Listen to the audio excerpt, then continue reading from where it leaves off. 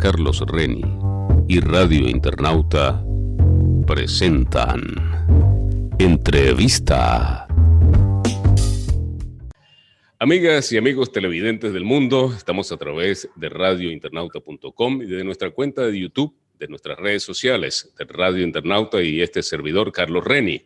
Hoy tenemos un invitado de lujo, lo digo de esta manera, de verdad, con mucho aprecio hacia Humberto González Briceño, un rubiense, un tachirense, un venezolano con todas las de la ley, una persona que tiene una gran trayectoria, no solamente como abogado, sino también como político venezolano y además como empresario en la actualidad en los Estados Unidos, exactamente en Miami, Florida. Vamos entonces a darle la bienvenida a Humberto González Briceño, quienes todos ustedes van a conocer mucho más, aunque ustedes pueden buscarlo en las redes sociales de Humberto González, pero hoy lo vamos a tener para todos ustedes a través de Radio Internauta y de nuestra cuenta de YouTube. Bienvenido, Humberto. Hola, Carlos. Un gran placer conversar acá contigo y bueno, muchas gracias por esa introducción. Lo que más me conmueve es mi categoría de rubiense. Soy con un gran orgullo rubiense y de verdad pues yo agradezco esa mención que bueno, me trae formidables recuerdos. Claro que sí. Y quiero brindar contigo un café rubiense de los Andes. Maravilloso. El mío ¿Sí? No es rubiense, pero me trae los mejores recuerdos, ¿no? Bueno, El flor del Táchira y todas esas maravillas que tuvimos por allá. Sí, el mejor café del mundo en su época, ¿no? Definitivamente el sí, café. Bueno, sí, todo esto ha cambiado mucho, lamentablemente, ¿no? Pero Humberto, hablando del panorama, tú eres de Rubio, eres una persona emprendedora desde muy joven, incursionaste en el área política, te graduaste de abogado en Táchira, en el estado Táchira, en San Cristóbal, Venezuela. Cuéntanos, ¿cómo ves ese pasado, ese ayer de Rubio, ese ayer de Táchira y de Venezuela, como para dar inicio a cómo fue que nació Humberto González Briceño en esa tierra tan fresca de los Andes venezolanos? Mira, por supuesto, yo tengo mis mejores recuerdos de Rubio. Yo estuve un tiempo estudiando parte de mi primaria en Caracas, pero la parte más vívida yo podría decir, de mi experiencia, pues en mi época de estudiante de liceo, mis mejores recuerdos en el Liceo Carlos Ángel Lamos, mis mejores recuerdos de una ciudad pequeña, pero una ciudad amistosa, amigable, una ciudad que siempre valoró la historia, la cultura. Yo me considero una persona afortunada porque lo que soy hoy y a donde he llegado es producto de esos orígenes, ¿no? Mucha gente que seguramente, bueno, algunos que pueden recordar a mi abuela Margarita Briceño, fue una persona muy activa también en la política ya en Rubio. Con ella pues yo me inicié. En realidad yo entro en la política es porque mi abuela me lleva de la mano y porque en ese momento, en mi etapa de preadolescente, yo me di cuenta que como yo estaba bajo la tutela de mi abuela, la manera de poder ganar su buena voluntad y poder acceder a la libertad que yo quería como adolescente era complacerla a ella. Y nada mejor que complacerla a ella que meterme en la política. Cuando yo me di cuenta que esa era mi vía, digamos, y por supuesto una vez que yo me incorporé allá, la gente que puede recordar, pues yo estuve muchos años, mis primeros años en la política fueron con Acción Democrática. Bueno, ese es un tema, eso sería otro episodio, otro programa. Pero, por supuesto, eso me llevó me llevó a aprender mucho, a entender la política, a estudiar, a leer. Y luego, pues, aparte de esa motivación original, pues yo descubrí mis propios motivos, ¿no? De que yo quería, pues, digamos, participar, ejercer liderazgo. Estuve, bueno, en mi actividad de liceísta, fui presidente del Centro de Estudiantes. Por supuesto, siempre, ahora que uno está, pues, en estas otras rutas, en estos otros caminos, yo siento que tengo una deuda con Rubio, ¿no? Y una deuda que yo quiero a mi manera, ¿no? O sea, yo quiero, y creo que Rubio ha tenido grandes, ilustres hijos, gente que ha retribuido al pueblo. Y yo te puedo decir acá que una de las cosas, de la deuda que yo quiero pagar con mi pueblo, es que para honrar también mi nueva vocación reciente en los últimos años de hispanista, yo estoy trabajando en una biografía de Gervasio Rubio, que fue el fundador de la ciudad. Sí. Entonces, yo creo que, porque yo lamento mucho que claro, en mi época de estudiante, en la primaria, uno escuchaba hablar de Gervasio Rubio, don Gervasio Rubio, sabemos que está la Plaza Rubio, el nombre, digamos decir, su apellido identifica la ciudad, pero esto o sea, yo realmente nunca supimos quién fue, cómo llegó allá, por qué llegó allá, ¿no? Y en función de qué llegó allá, ¿no? Entonces, claro, además hay unas historias fascinantes de cómo, digamos, quienes ayudaron a fundar Rubio, estos monjes pues trazaron, hicieron el trazado original del centro de Rubio, todo eso obedece pues a una serie de elementos de lógica y de historia. Humberto, también tenemos entendido que estás trabajando también en el área de lo que se llama producción, ¿no? De este tipo de trabajos, lo que son editoriales. Sí, pero esa es parte de es un trabajo que lo hago, por supuesto, es una actividad productiva, lucrativa para mí, pero obviamente cualquiera que entienda el negocio editorial sabe que nadie se va a hacer millonario. Yo lo hago, perdón, con mucho, o sea, lo hago porque me da placer, me gusta el negocio editorial, lo entiendo. También es un trabajo que estoy, digamos, o sea, es algo que estoy considerando, estoy evaluando, ¿no? Claro. Hay materiales escritos, ¿verdad? Asociados, por ejemplo, a tachirenses insignes, ¿no? Y a gente incluso de Rubio, ¿no? Sí. Que son trabajos que ya han superado los 80 años después de su publicación en dominio público, y yo evaluando, pues, crear como una colección, vamos a decir, de pensamiento tachirense, aunque debo decirte que yo estoy también, o sea, hay un trabajo maravilloso que hay una gente que hace ya desde hace mucho tiempo, bajo los auspicios de Ramón J. Velázquez, que es la biblioteca de autores tachirenses, que yo de verdad considero que es un tesoro. Entonces, claro, yo estoy pensando más que todo en función del aspecto político y filosófico, ¿no? De recuperar algunos autores y ponerlos a la orden, pues, de las nuevas generaciones y de la gente, porque tenemos que estudiar un poco. Ese sería mi balance. Yo creo que yo quisiera... Humberto, en medio de toda la historia, en medio de los grandes hombres tachirenses, rubienses, en medio de una historia rica que tiene ese bello pueblo tachirense como lo es Rubio, hay también algo muy importante, Humberto, y es precisamente ese cambio que hemos tenido con el tiempo, que es lo que estamos viviendo en la actualidad. ¿Cómo ve Humberto la situación política y social de nuestro país después de todo este berenjenal, digámoslo de esa manera, que hemos pasado en estas décadas de transacciones y cambios que realmente nos han llevado a lo que hoy en día tenemos en Venezuela? ¿Cómo ve Humberto como político esto? Es muy, perdón, disculpa, es muy lamentable, yo creo que es una tragedia. Rubio, no sé, ahorita en los últimos años, la última vez que estuve allá fue en el año 2013 y vi a un pueblo completamente diferente, ¿no? Diferente es una cosa, ¿no? Lo otro es, Rubio, pues parte de la destrucción nacional que ocurre en Venezuela. Lo podemos ver, aunque yo no vivo allí, mi familia, tengo mucha familia en el Táchira, en Rubio, en diferentes ciudades de Venezuela, y mi único balance es que hay un proceso en marcha de destrucción del país. Esto no puede llamarse país, o sea, un espacio donde no se pueden resolver el acceso a los servicios básicos, donde la vida no está garantizada, no hay garantías. Aparte de eso, las condiciones materiales, el deterioro es brutal. O sea, por eso quizás es lo que me ha llevado, pues, a tomar una actitud un poco más militante, más activa. A veces la gente dice, bueno, pero esto nos lleva un poco al tema político, ¿no? De cómo es la manera de resolver las cosas. Yo no estoy conforme, como muchos venezolanos no lo están. La diferencia entre lo que unos venezolanos y yo, por ejemplo, planteamos, es que hay gente que considera que hacerle el juego al chavismo es la manera de resolver los problemas, porque dicen, bueno, ¿qué vamos a hacer? Hay que ir a unas elecciones, hay que ir a una consulta. Yo he llegado a la conclusión, no por un capricho, no porque yo sea un apologista de la guerra, yo he llegado a la conclusión de que lamentablemente en Venezuela estamos embarcados en un proceso del cual solamente vamos a salir por vías de fuerza.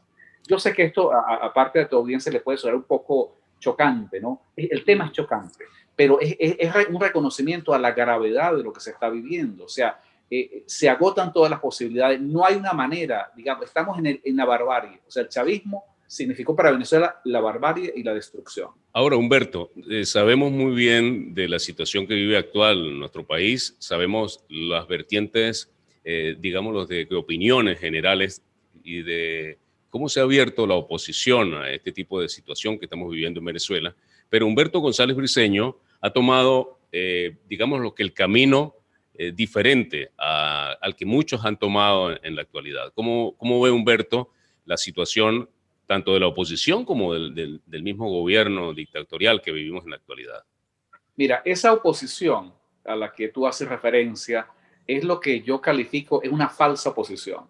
Ellos son los mismos que desde el año 99 se entregaron en brazos de Chávez, son los mismos que desde el año 99 nos han engañado y nos han dicho hay que ir a elecciones porque es la única manera. Es la misma oposición de Capriles y Leopoldo López. Capriles en su momento presumimos que él ganó esa elección, pero colgó la toalla y mandó a la gente a hacer bailoterapia. O sea, una falta de seriedad, una falta de compromiso histórico. Esta es una oposición que se ha beneficiado del régimen. Entonces, yo no dudo en llamarlos a todos ellos colaboracionistas, porque gracias a ellos el régimen se ha mantenido. ¿Por qué? Porque ellos han vendido una ilusión. ¿Qué es lo que ha debido ocurrir? Lo que ha debido ocurrir es que desde un principio, desde el año 99, hemos debido enfrentar una pelea, en primer lugar, para rechazar la constitución chavista de ese año, que es una constitución que se aprobó en fraude a la constitución anterior. Es ilegal, es absolutamente, en base al régimen político anterior, es una constitución que es inconstitucional, no se podía aceptar. Lamentablemente, la traición de la Corte Suprema de Justicia y todavía hay algunas personas que todavía insisten en participar en la política como que sí, hay que olvidar el papel nefasto que jugaron en ese momento. Entonces, esa manera de hacer política partiendo del reconocimiento de una constitución que son las reglas de juego diseñadas a la medida del chavismo es lo que nos ha llevado al fracaso. Por eso es que para mí, a la hora de establecer quién es oposición y quién es régimen chavista en Venezuela, la pregunta fundamental es, ¿quiénes apoyan la constitución chavista del 99? Si ahí está, por ejemplo, María Corina, Leopoldo López, Capriles, bueno, ellos son parte de ese régimen político. Y lamentablemente ellos han venido promoviendo soluciones que no son soluciones. Eso se traduce en ¿qué? En más sufrimiento, en más agonía para los venezolanos, porque el problema de este tipo de estafa política es que la víctima, que somos los venezolanos, queremos creer en que hay una solución inmediata, ya. Y esa solución, entonces, ese deseo, esa desesperación en la que estamos, nos hace víctimas, o sea, queremos ser estafados, es quizás el argumento que quiero presentar hoy. Queremos ser estafados, entonces cuando se presenta gente como Guaidó, como Leopoldo López, pensamos que esto es una solución mágica de marketing, de carisma. Ahora Leopoldo ha llegado ya a la desvergüenza, por ejemplo, de recorrer el mundo y decir que la única solución para Venezuela es hacer un cogobierno con el chavismo. ¿Cómo puede Leopoldo López argumentar que la solución de Venezuela, no, hay que sacar a Maduro, el problema es Maduro? No, Leopoldo López, estás equivocado. O sea, ¿qué de intereses defiende? El problema no es Maduro, estás equivocado, el problema es el chavismo. El chavismo es una estructura, es una mafia política, militar, financiera. Eso que nos estás vendiendo, Leopoldo López, es un engaño, es una estafa, es porque tú quieres coronarte presidente y estás dispuesto a heredar el Estado chavista. Por eso es que nosotros atacamos con esa vehemencia estos intentos de la falsa oposición. Esto que hicieron hace unos días de la consulta, la gente de alguna manera ha ido tomando conciencia, porque ¿cuántas veces se puede engañar a la gente? ¿Cuántas veces? O sea, digamos, la desvergüenza de estos falsos opositores llega al extremo que ni Leopoldo López ni Juan Guaidó, ninguno de ellos pudieron explicar cuál es la diferencia entre esta consulta y la del 2017. O sea, ¿por qué la del 2017? O sea, ¿cómo eso quedó ahí? O sea, se hizo porque eso es lo que ellos hacen, es un engaño. Eso quedó en el aire, no llegó a ninguna parte, ahora se hace otra consulta simplemente para ellos darse una justificación.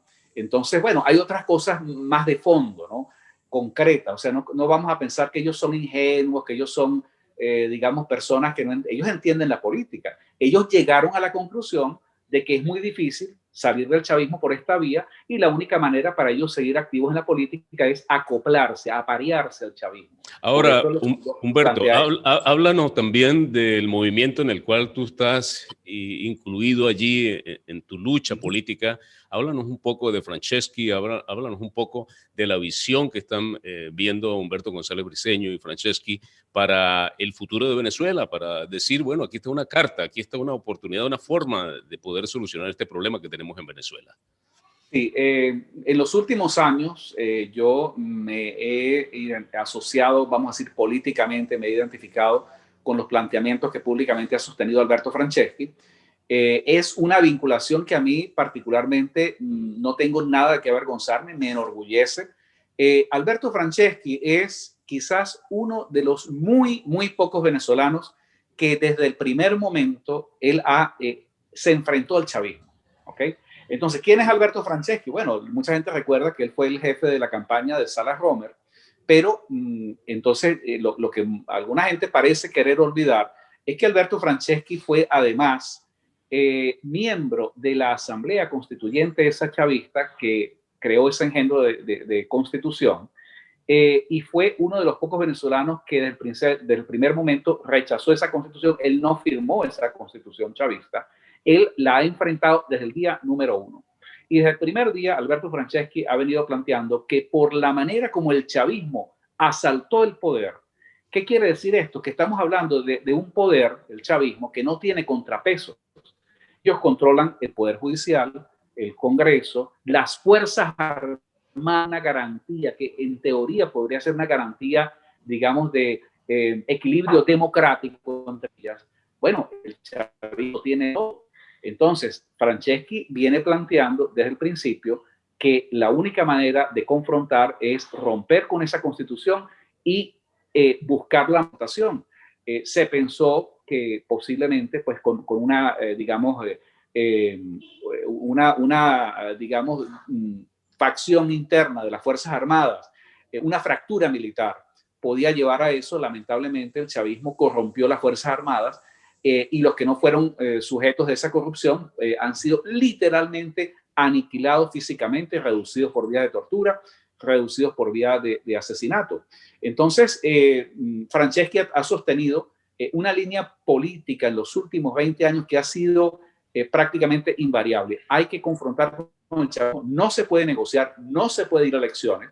Y claro, el Franceschi de hoy es un Franceschi que no es el de hace 20 años. Hace 20 años era un paria. El de hace 20 años era Franceschi cuando todo el país estaba empagandado en que hay que ir a votar, hay que votar por Rosales, por Capriles, y bueno, y tú eres un aguafiestas porque tú lo que quieres es la violencia, tú quieres la violencia. Bueno, mira ahora Franceschi, bueno, tiene una influencia mayor en las redes sociales. En Venezuela es reconocido como una de las pocas personas que mantiene ese eje en contra del régimen. Y nosotros hace unos años decidimos organizar esto no como un partido político. República no es un partido político. No creemos en partidos políticos.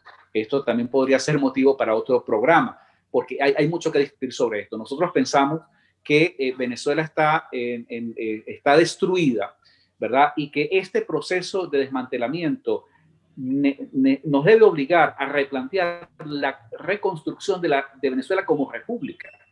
Entonces, nosotros tenemos 3 planteamientos fundamentales para la coyuntura. Para este momento, ¿qué planteamos los repúblicos? Que es el nombre del movimiento. Los repúblicos planteamos, en primer lugar, el desconocimiento de la Constitución chavista del año 99. ¿Por qué? Porque son las reglas de juego adaptadas al chavismo. Cualquier solución que venga por esa vía va simplemente a arrojar el mismo resultado.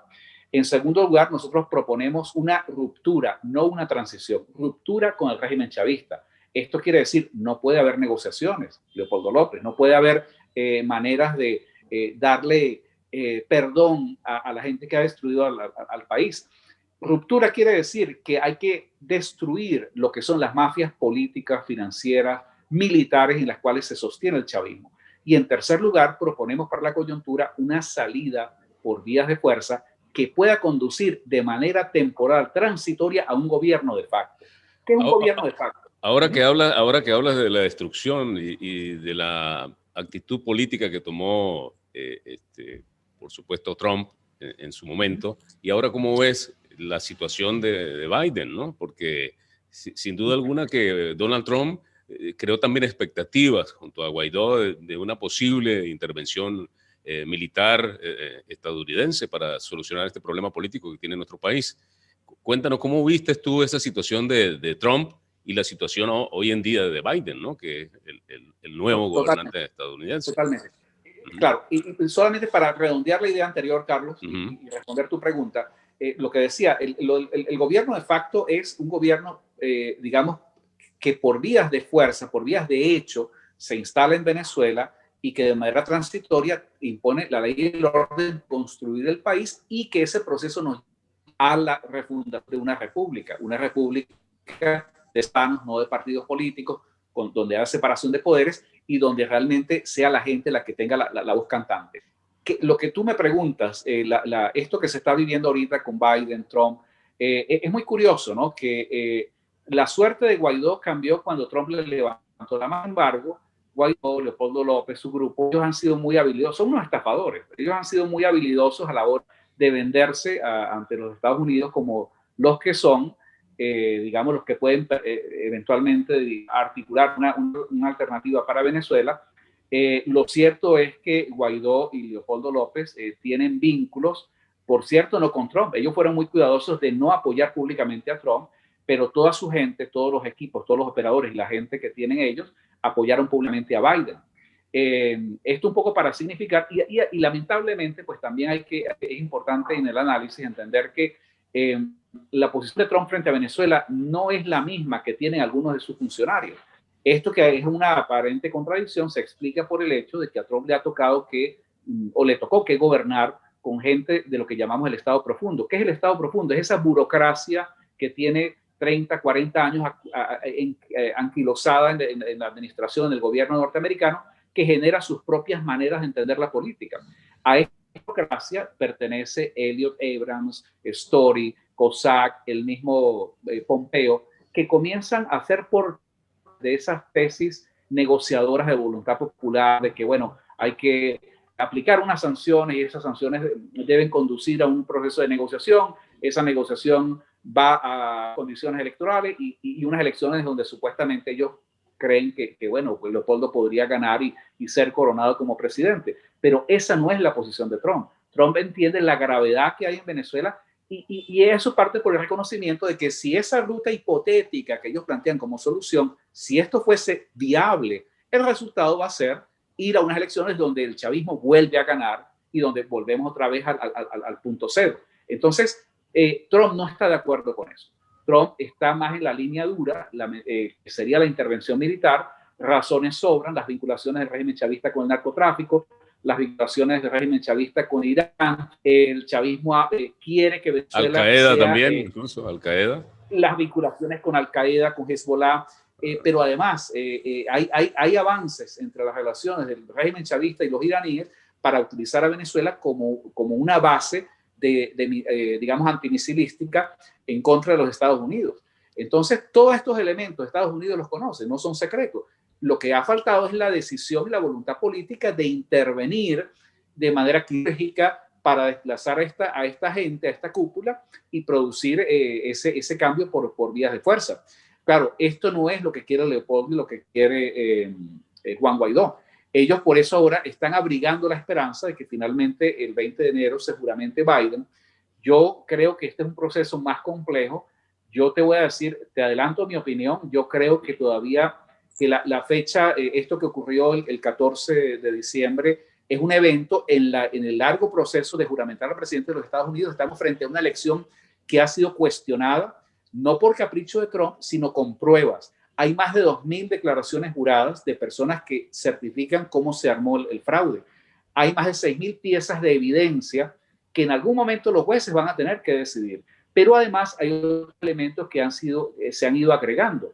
Como en Estados Unidos, de alguna manera, es un país donde hay las separaciones de poderes, pues el Poder Judicial va por un lado, el Poder Ejecutivo va por otro, y eso está bien para que haya equilibrio de poderes. Una investigación en desarrollo que vincula a Biden, a su hijo, a su familia, en negocios de espionaje y de favoreciendo a China.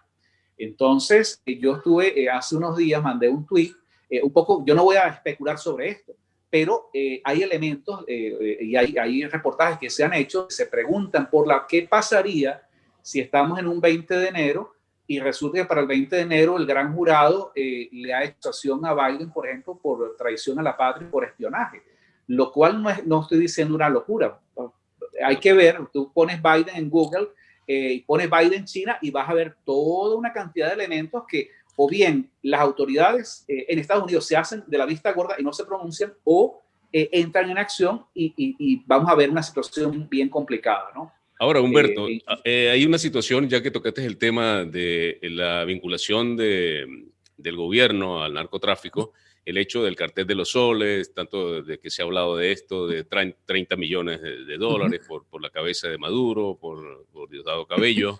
¿Cómo ve Humberto González Briceño, desde su perspectiva, la situación esta de que realmente están pidiendo realmente una recompensa por la captura de ellos? ¿Cómo lo ves tú desde tu ángulo allá en los Estados Unidos? Mira, yo creo que eso lo que es un reconocimiento. Estados Unidos sabe, como país, que está lidiando no con un Estado que está al servicio del crimen, sino que el Estado chavista personifica en sí mismo el crimen.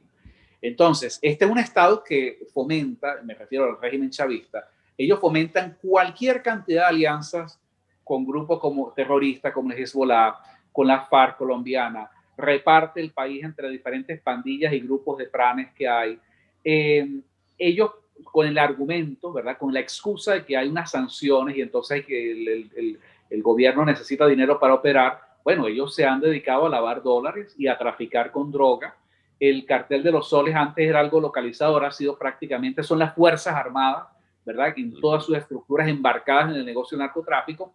Los generales arriba lo hacen porque son cuotas importantes de poder asociadas al negocio, al mercado negro de armas, porque esa es la otra cosa, que hay que ver cuántas armas le está vendiendo Venezuela o le está dando, suministrando a la guerrilla de la FARC, pero lamentablemente en esa pirámide vamos bajando y llegamos hasta los militares que están cuidando las bombas de gasolina, que piden $50 para que la gente, vender el turno a la gente. Entonces, esta corrupción se conoce, por eso Estados Unidos y algunos países europeos siguen aplicando sanciones.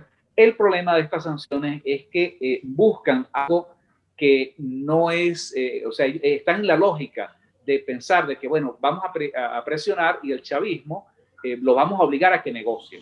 No, ellos están haciendo una alianza importante con Irán y con China, y el resultado de este intento por vía de sanciones es descubrir a la vuelta de 1, 2 o 3 años que ha sido una pérdida de tiempo, y ya para ese momento habrán pasado en Venezuela elecciones legislativas, elecciones de gobernadores, hasta elecciones presidenciales donde posiblemente participe Leopoldo, y volvemos otra vez los venezolanos al punto cero. Yo creo que, porque claro, tampoco voy a decir, yo no sé qué va a pasar el 20 de enero, no sé si se va a juramentar Biden o Trump o la Pelosi de pronto por vía, por problemas, por procedimiento constitucional, de pronto la presidenta de la Cámara de Representantes termina siendo la presidenta de manera temporal, pero lo que sí yo tengo muy claro es que si Biden y los demócratas son los que dirigen la política exterior norteamericana, va a ser muy difícil. Yo creo que eso nos va a empujar a una manera de tratar de buscar una solución negociada, y los venezolanos sabemos que una solución negociada lo que significa es extender el sufrimiento y la agonía de Venezuela, es la sangría que hay, lamentablemente. Yo creo que eso que tú decías de ponerle precio a las cabezas de esta gente es inclusive una política, como las mismas sanciones contra el chavismo, que puede ser revertida por los demócratas. Un gobierno de Biden no me sorprendería que elimine esa recompensa, que elimine las sanciones, con el argumento de un acto de buena voluntad. Vamos a extenderle una ramita de olivo a los chavistas para que ellos siguen en su propia estrategia.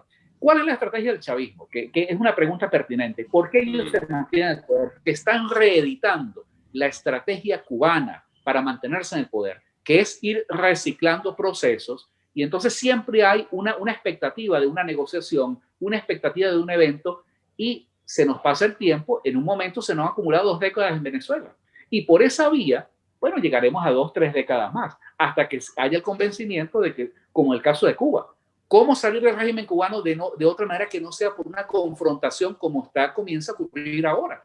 la gente se comienza a dar cuenta de que, oye, eso estar esperando a que el régimen no cae. Por eso yo nunca he estado de acuerdo con esa falacia que repiten algunos como Guaidó y Leopoldo López, de que, bueno, el cese de la usurpación. La usurpación no cesa, el chavismo no cesa, no va a dejar de actuar. Ellos van a seguir robando, seguir saqueando, hay que sacarlo. Ahora, la posición de María Corina Machado, por ejemplo, desde un comienzo, también estuvo vinculada a estar en contra de la posición de los diferentes parámetros políticos o tendencias políticas en ese momento de la oposición. ¿Cómo ves a María Corina políticamente entonces, Humberto? María Corina Machado creo que tiene una posición valiente, una posición honesta. Yo no comparto la manera como ella plantea la solución, porque María Corina, o sea, ella le falta como dar el paso siguiente. Ella hace el planteamiento correcto. La última carta que ella le mandó a Guaidó, yo la comenté en Twitter y te puedo decir brevemente acá que ella hace todo el razonamiento correcto. Ella hace el diagnóstico de por qué hay que romper con Guaidó, por qué hay que romper con la falsa oposición, por qué hay que confrontar y no podemos prestarnos para las soluciones negociadoras o de elecciones con el chavismo. Pero luego cuando llega el momento de rematar su planteamiento, ¿verdad? Una serie digamos, de consideraciones que son pertinentes, ella remata su planteamiento con, bueno, ahora tenemos que esperar hasta enero a que por la vía constitucional cese el gobierno de Guaidó. Yo siempre veo en María Corina hay como una intención de creer de buena fe, seguramente, de que ella puede cambiar a la gente de la falsa oposición. Entonces ella hace toda la argumentación de por qué hay que romper con ellos, pero no termina rompiendo con ellos. ¿Cuál es la crítica que nosotros le hacemos a María Corina? Bueno, en primer lugar, que ella es parte de quienes proponen soluciones bajo el amparo de la Constitución chavista del 99. Ahí hay un problema conceptual. ¿Por qué lo hace ella? Seguramente porque ella también pues considera de que por esta vía en algún momento puede haber elecciones. Ella considera hipotéticamente, teóricamente, si en Venezuela hubiese separación de poderes, garantías, bueno, mira, seguramente María Corina y hasta el mismo Leopoldo podrían ganar, pero no es así. Eso no es lo que se está viviendo. ¿Cómo va a competir María Corina, el mismo Leopoldo? Vamos a suponer que desde el punto de vista de la técnica, del proceso, hayan garantías. Bueno, mira, estamos hablando de una mafia financiera. El chavismo pondrá $1 millón, $1 billón en una campaña, te comprarán a la gente. O sea, ¿cómo puede haber igualdad de condiciones en ese contexto? Entonces, claro, yo creo que la posición de María Corina en ese sentido es un poco ingenua. Lo que nosotros le reclamamos a ella es que si ella ha sido valiente para darnos las razones por las cuales hay que romper con la MUD y con la falsa oposición, bueno, que dé el paso siguiente. El paso siguiente es romper con ellos. Y mira, nosotros no tenemos un problema porque como te digo, República no es un partido político, es un movimiento de opinión, es una corriente política, tenemos posiciones políticas. Mira, si María Corina toma estas banderas, nosotros hacemos de María Corina nuestra vocera. Pero ella tiene que, políticamente, ella tiene que madurar sus propias posiciones porque no podemos ir a cohonestar la Constitución del 99 ni pensar de que esto se resuelve con unas condiciones electorales. O sea, estamos hablando de otras cosas, ¿no? Ahora, Humberto, es importante analizar algo también interesante con respecto a la situación que vive el venezolano de a pie, el venezolano que es manejado, digámoslo, políticamente por la dictadura, para manejarlo por una bolsa de clap.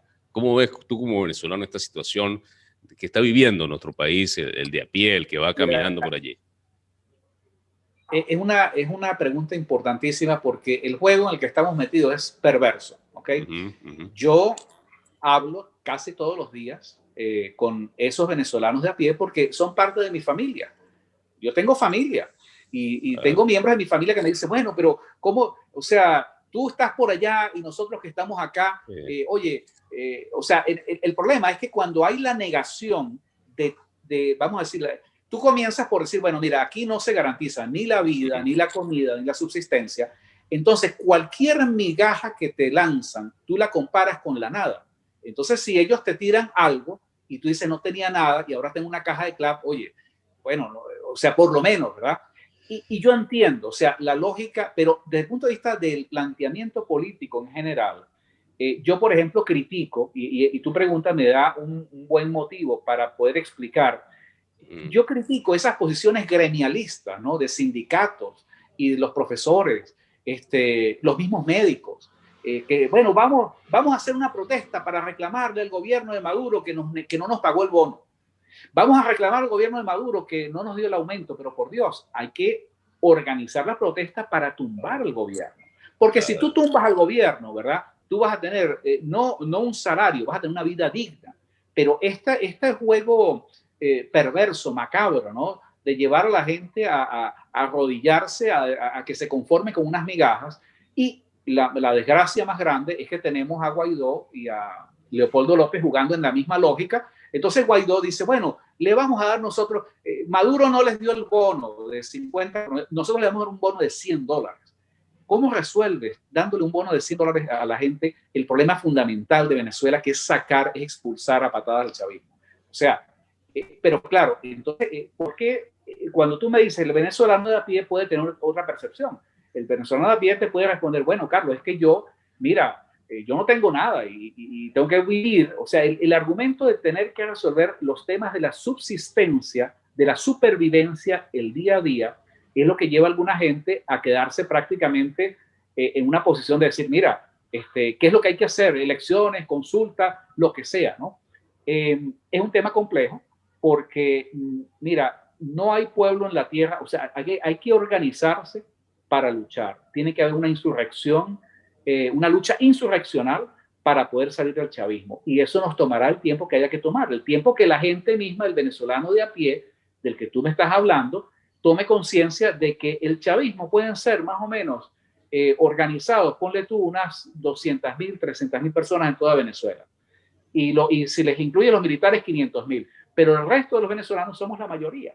Y esa mayoría, el día que esa mayoría se organiza y se articula para una lucha insurreccional, bueno, ese día cambiarán las cosas. Bueno, será con ayuda extranjera, será con ayuda de Estados Unidos. Ya sabemos por lo que dijo Iván Duque, no será con la ayuda de Colombia, porque Iván Duque también conecta la política colaboracionista de Leopoldo López de un cogobierno con el chavismo. Pero yo creo que estos son los temas fundamentales, porque todo esto que estamos hablando choca cuando imagínate si vas a poner la decisión de salvar al país en manos de la gente que está siendo doblegada por la tiranía. ¿Ah? O sea, es sumamente grave. Por eso es que nosotros no caemos en esa trampa electorera de decir, bueno, hay que ir. No, hay que provocar, o sea, hay razones suficientes para provocar una salida de fuerza. Y una vez que se elija a los venezolanos, bueno, tendrás un ciudadano que está en su libre albedrío de tomar una decisión. Pero esto que tenemos ahorita es el sometimiento absoluto y lamentablemente en su misma miseria material y en sus propias limitaciones para la supervivencia, pues lo que hacen es esperan que el gobierno les tire algo, ¿no? Sí, entonces quería preguntarte también, Humberto, relacionado con la situación, no solamente de la gente venezolana de nuestro país, sino los que han emigrado, el talento, la migración desmedida, más de 6 millones, no sé cómo tienes tú los números de migrantes venezolanos que han salido del país, tanto fuga de talentos, tantas personas que a pie, como veníamos hablando, personas de a pie cruzando la frontera colombo-venezolana, ahora un puente cerrado, pasando por Trocha, por Caminos Verdes. ¿Cómo ve Humberto González Briceño como venezolano que siente y sufre en carne propia también, cómo ve la situación de nuestro país, cómo ve la situación esta del venezolano que ha tenido que salir a buscar una nueva realidad, una nueva calidad de vida? Bueno, esa es la mejor constatación de la destrucción de Venezuela, cuando la gente, por ejemplo, la tragedia, el episodio lamentable, desgraciado que ocurrió hace unas semanas de unos venezolanos balseros que murieron. En el grupo, bueno, había niños y, bueno, la desesperación es tan grande. O sea, para que la gente entienda de por qué esto no se resuelve con elecciones ni con negociaciones, es que cuando a las personas se le presentan la posibilidad de escoger entre quedarse en Venezuela y morir de hambre o lanzarse una aventura, porque es una apuesta, ¿no? Lanzarse al mar abierto y rogar a Dios para que la muerte no sea, digamos, el billete ganador de esa lotería. Bueno, hay gente que está dispuesta a hacerlo, ¿no? Hay gente que ha tenido éxito, muchos. Otros, lamentablemente, como estas familias que fallecieron en ese episodio hace unas semanas, no. Las historias de los emigrados venezolanos pues son muy variadas. Hay gente que, vamos a decir, ha logrado, ha tenido mucho éxito. Hay gente que está sufriendo los rigores de, digamos, un racismo solapado en diferentes países, inclusive países suramericanos. La vida del emigrado es una vida muy difícil porque no se está ni allá, ni aquí, ni en ninguna parte. O sea, no estás en Venezuela, pero tampoco te puedes, digamos, integrar a una cultura, a un sistema, a un régimen. Inclusive hay limitaciones legales difíciles que permiten acceder a las oportunidades para poder trabajar. Han emigrado venezolanos, como tú dices, hay gente que ha desarrollado sus talentos, sus habilidades y ha triunfado. Hay muchos otros que están literalmente pasando hambre y tienen que hacer muchas cosas para poder sobrevivir. Yo creo que esto lo que hace es confirmar que Venezuela es un país que está prácticamente en vías de disolución. Mi mensaje es para que todas aquellas personas que han logrado salir de Venezuela y que logran también pues organizar su vida a un nivel que sea, digamos, estable, soportable, pues mantener esa viva, esa llama de seguir luchando por nuestro país. Yo la mantengo, ¿verdad? Yo no me voy a dejar chantajear por alguien que me diga, bueno, es que tú no estás en Venezuela, mira, yo sufro tanto como tú, bueno, quizás no tanto como tú, yo no voy a ir yo no voy a comparar. Gracias a Dios yo tengo, digamos, varias cosas materiales resueltas, ¿verdad? Pero soy una de esas personas que considero que no tengo patria. O sea, no tengo el pedazo de tierra para ir a regresar y decir, bueno, mira, hay una correspondencia entre lo que yo soy y esto que yo estoy pisando. Y la otra desgracia es que los que están en Venezuela viviendo, pues están sometidos a esas privaciones, donde aún pisando ese pedazo de tierra, pues prácticamente no tienen derechos, no tienen ningún tipo de garantía y es como si estuviesen pisando la nada. O sea, es sumamente grave lo que se está viviendo y la gravedad lo que nos debe llevar es a concluir de que no es dándole aliento a esas tesis estafadoras de unas negociaciones, de un gobierno, un cogobierno con el chavismo, de unas elecciones, porque estas son soluciones para esos operadores políticos. No es una solución para Venezuela y yo creo que la única forma es plantearnos una ruptura con eso que hay y esa ruptura debe incluir no solamente al régimen chavista, sino a la falsa oposición. Humberto, de verdad que nos alegra muchísimo que nos hayas acompañado como político, como abogado venezolano también, como la perspectiva que ves de nuestra situación en Venezuela, en nuestro país, realmente que nos alegra mucho, pues, personas como tú, como Franceschi, como personas que se ponen de un ángulo muy diferente al que estamos viviendo actualmente para de repente buscar posibles soluciones a esta problemática venezolana. En cuanto a tu pensamiento político, lógicamente, como cada uno de nosotros tenemos, es importante también entender de esas soluciones inmediatas. ¿Será que nos va a pasar una segunda Cuba a Venezuela, Humberto? Mira, si no luchamos, si la lucha no toma el camino de la lucha insurreccional, pues es una posibilidad. Yo no estoy acá para darle falsas esperanzas a nadie.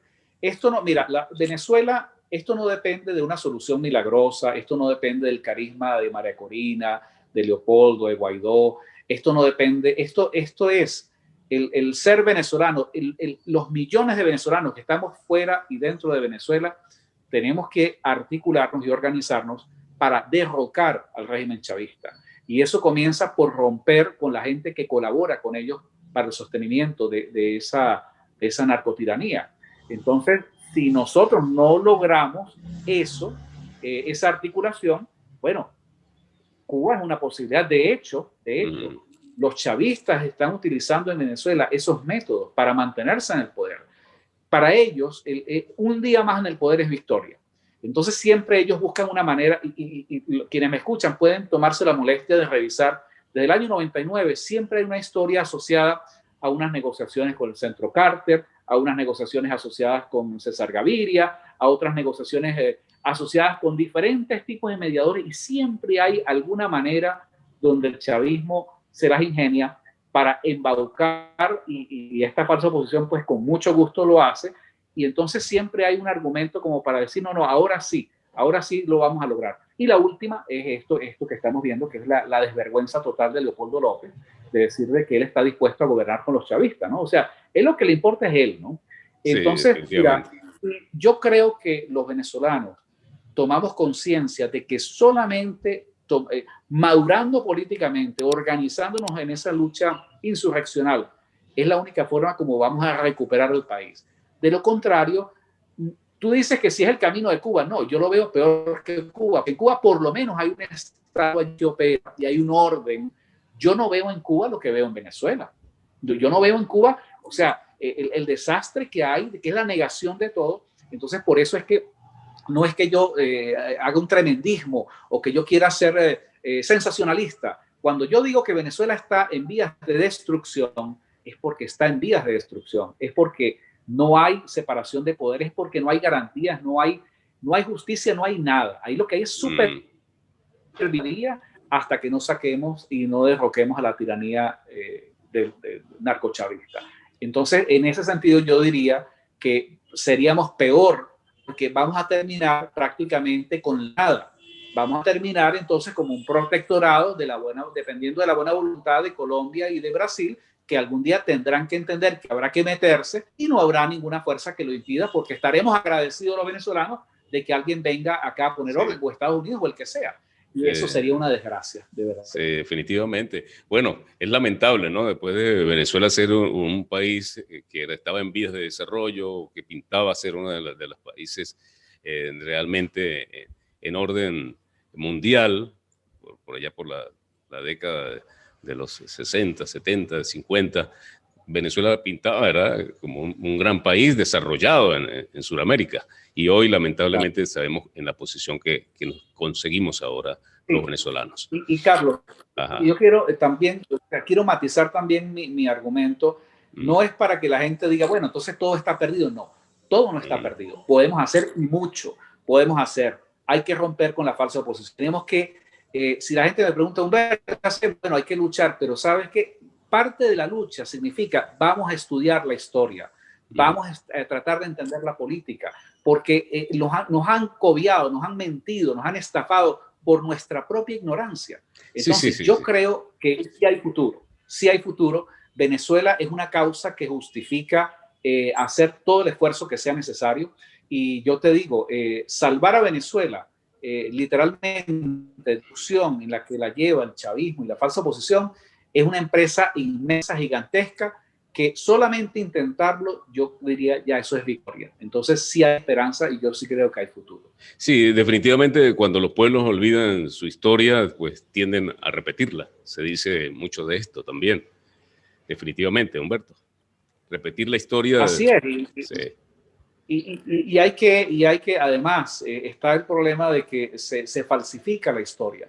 Entonces tenemos que, cuando yo digo estudiar la historia, debo aclarar, me refiero a comenzar desde el proceso de la historia y de la historia de Venezuela realmente, ¿no? De nuestro país. La historia de Venezuela, la esencia, pues. Donde tenemos que comenzar a revisar si el proceso de independencia nos benefició o sea, ¿hemos debido romper con España? O sea, esa es una de las preguntas que me hago, ¿no? Cuando nosotros éramos nosotros no éramos colonia de España, nunca fuimos colonia, fuimos parte del imperio español.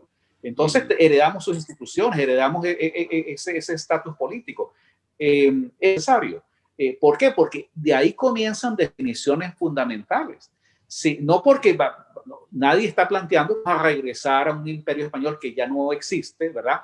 Pero el tener claridad de que los mismos argumentos fueron utilizados para romper con España son los que hoy día estos politiqueros utilizan para justificar sus posiciones políticas. Siempre hay una manera de poder justificarse políticamente. Entonces, yo creo que en la medida en que estudiamos la historia, en que reivindicamos, yo veo un proceso interesantísimo ahorita.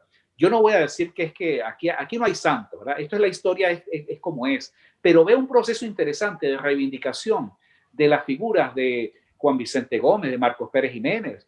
Que a mí me los vendieron. Cuando yo comencé, por ejemplo, a militar democrática en mi época de juventud, bueno, mira, hablar de Pérez Jiménez y de Gómez, eso era unos diablos, ¿no? No, un momentico, hay que buscar la verdadera dimensión histórica. Esta gente hizo por Venezuela. Gómez hizo el diseño del Estado venezolano, del Estado nacional, ¿verdad? Entonces, claro, yo creo que hay mucha búsqueda de venezolanos jóvenes en tratar de entender de dónde venimos y a partir de allí establecer las coordenadas de hacia dónde podemos ir como una nueva Venezuela, como una nueva República de Venezuela. En eso quería tocar, Humberto. Yo como periodista realmente también he analizado mucho sobre esto, la esencia que tiene el venezolano de a pie, el venezolano trabajador, el venezolano emprendedor, el venezolano que se las inventa cada día más para salir adelante. Hemos demostrado la creatividad que tenemos en el exterior, lo hemos demostrado, muchas personas que llegan y emprenden un futuro mejor en otro país. Entonces, esta esencia, este inicio de conocernos a nosotros mismos como país, sin lograr o tratar de imitar a tendencias como el comunismo, la democracia plena, el socialismo español, europeo, en fin, todo esto ha hecho de que tergiversemos realmente nuestra propia identidad, nuestra esencia como venezolanos para un país único, que no se parezca a ninguno, ¿no? Y que realmente nosotros podamos volver nuevamente a conseguir un norte, un camino para lograr el crecimiento, el progreso de Venezuela nuevamente, ¿no, Humberto? Yo estoy de acuerdo contigo y yo insisto que parte de la lucha es retomar el estudio disciplinado, riguroso de la historia. Es fundamental y yo celebro, veo con mucho interés y me alegra veo en redes sociales que hay gente, por cierto, venezolanos jóvenes, más jóvenes que los famosos millennials, que comienzan a replantear temas y claro, entonces son otra gente los acusan, bueno, ustedes son una derecha rancia, ustedes son una... Pero no, hay un interés, hay una curiosidad bueno, vamos a examinarnos qué es lo que hemos sido, qué es lo que nos ha llevado a esta desgracia, ¿no? Y yo creo que ese estudio, como tú dices, es lo que nos puede llevar a construir una solución.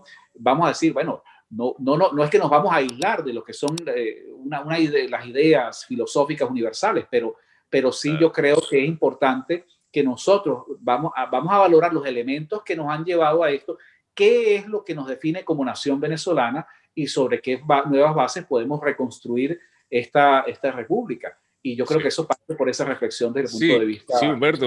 Sí, Humberto, porque si vamos a analizar un poco la situación que estamos viviendo actualmente en nuestro país, todo ha venido radicado o influido muchas veces por pensamientos marxistas, leninistas y comunistas radicales, incluso, que yo he llegado a hablar con compañeros venezolanos, amigos venezolanos, que tienen ese pensamiento marxista y leninista, queriéndolo emplear en una población, en un pueblo como el venezolano, que tiene su propia identidad, que tiene su propia esencia. Entonces, ahí a este tema era que yo quería llegar. Y es como dices, porque, perdón, hay gente que practica ese marxismo cultural sin darse cuenta, ¿no? Y repiten cosas y entonces yo por ejemplo durante muchos años, en mis primeros años de actividad política, yo repetía cosas sin mayor análisis porque tampoco tenía las herramientas, ¿no? Y bueno, uno lee las cosas que uno supone que tiene que leer y que tiene que estudiar, pero lo que tú dices es cierto, sobre todo en Venezuela existió una gran influencia del pensamiento marxista en la educación, en la cultura. Y bueno, esto se vendía como el estereotipo de lo, vamos a decirlo, lo chévere, ¿no? Lo que es reconocido. Eso, por ejemplo, mira, yo te voy a dar un ejemplo para contextualizarlo desde el punto de vista histórico. Un ejemplo de cómo ese pensamiento ha sido tóxico, nefasto, profundamente negativo, su influencia en nuestra historia, es el tema del petróleo. Ve lo que pasa con el petróleo. Con el petróleo, nosotros fuimos formados. Yo, por ejemplo, fui formado con una idea de que, oye, el petróleo es de los venezolanos. Entonces, claro, ¿qué quiere decir esto que es el petróleo de los venezolanos? Bueno, que no es de los venezolanos, es del Estado venezolano. Pero el Estado venezolano no lo dirigen todos los venezolanos. El Estado venezolano es producto de una elección, donde una camarilla, donde unos partidos se aficharon en el gobierno y a la final PDVSA, te estoy hablando de antes de la época de Chávez, después fue peor, pero era, digamos, un reducto de una, vamos a decir, una tecnocracia allí que ellos deciden, bueno, el petróleo lo maneja el Estado. Ahora, ¿por qué el petróleo tiene que ser del Estado? O sea, en Venezuela ese ha sido, digamos, uno de esos mitos y claro, comienza pues con ese pensamiento por de gente ilustre además, por ejemplo como Alberto Adriani y Arturo Latiefri, donde ellos te dicen, bueno, si estos venezolanos ilustres nos dicen que hay que sembrar el petróleo, ¿qué es ese concepto de sembrar el petróleo? Bueno, sembrar el petróleo se traducía en que, bueno, el Estado maneja el petróleo, es un Estado, un capitalismo de Estado, y producto de esa renta se utiliza para dar cosas gratis, educación, salud, invertir en obras, etcétera. ¿Qué es el problema de esto? Que estás creando, que estás agarrando un elemento, ¿verdad?, de la naturaleza que no nos cuesta nada a los venezolanos, no es producto. El petróleo ese que yo disfruté no es producto de mi esfuerzo.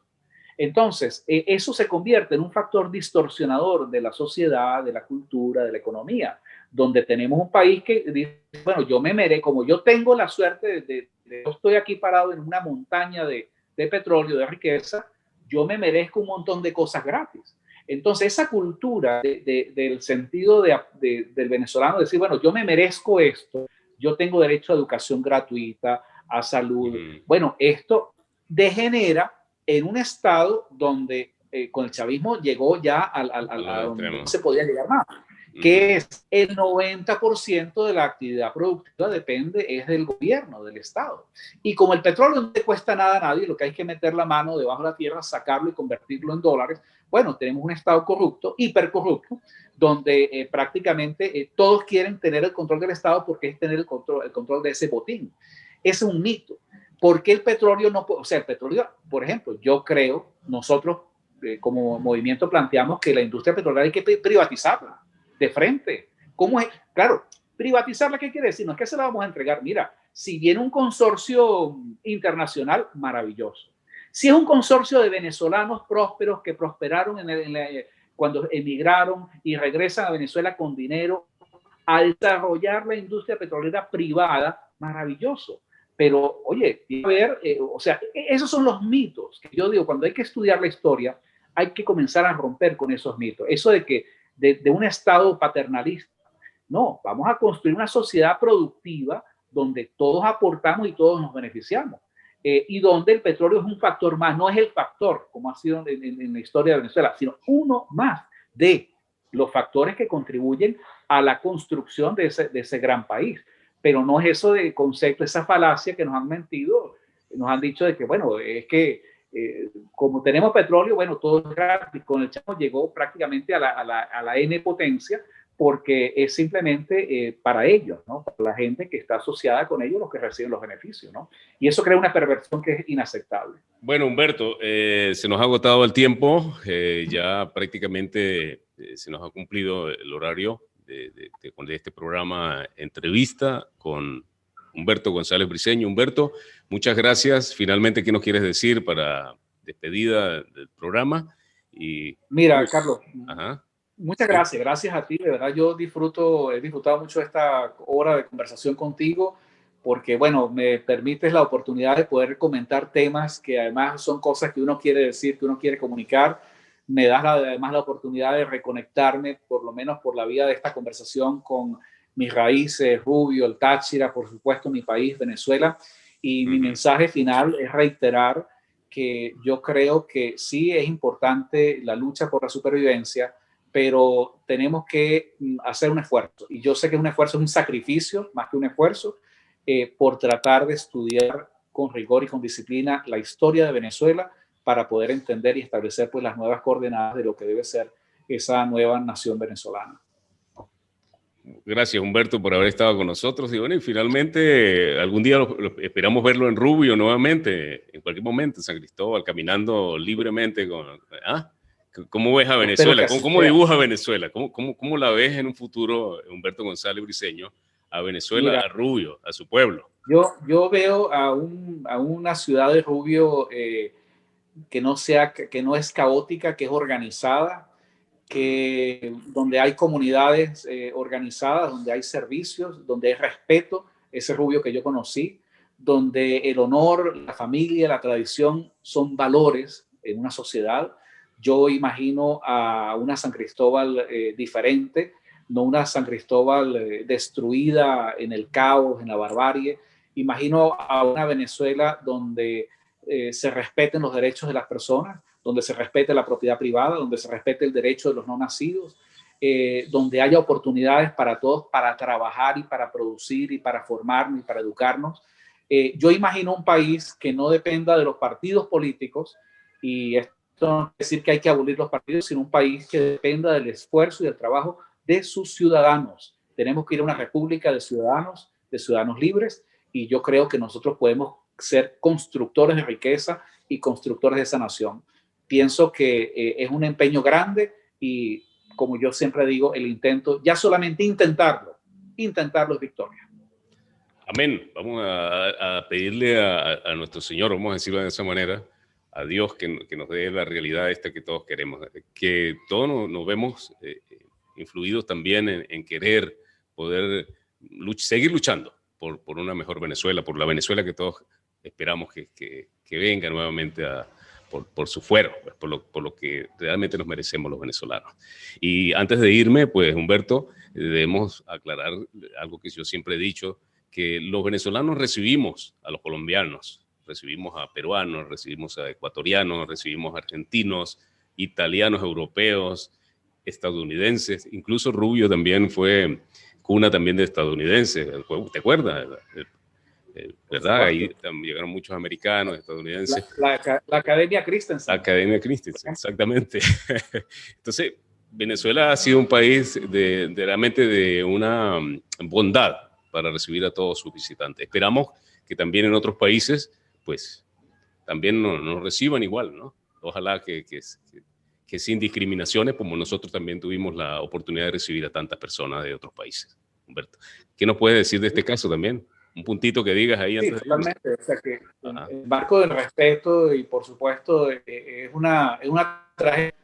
Millones de venezolanos deambulando por todo el mundo. Eso nos ha permitido conocer la cara bien desagradable del racismo, ¿verdad? Hay gente que nos discrimina porque, bueno, se crean estereotipos.